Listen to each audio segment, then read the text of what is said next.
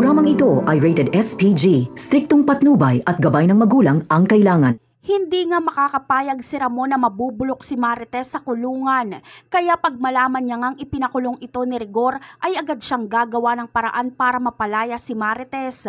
Gagamitin ni Ramon ang kanyang malawak na impluwensya, mapawalang sala lang si Marites. Kung hindi man ito gumana, ay sapilitan na lang nilang itatakas ni Tanggol si Marites para dalhin ito sa mansyon at doon na tumira. Sa pagkakataong ito ay magiging wanted na rin si Marites, ngunit handang protektahan ni Ramon at Tanggol si Marites para sa kaligtasan nito. Isasama na din ni Tanggol ang lola niyang si Tinding at Roda sa mansyon para kahit papaano ay magkakasama na sila sa iisang bubong. Sa unang pagkakataon ay mabubuo na ang pinapangarap ni Tanggol na pamilya. Buong akala niya ay hindi na ito mangyayari kailanman.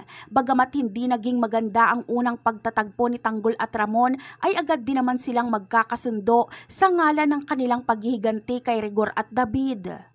Isa pa ay pagkatapos ng mga naganap na bakbakan sa San Dimas ay may uusbong pang mga bagong kalaban sila Ramon at Tanggol.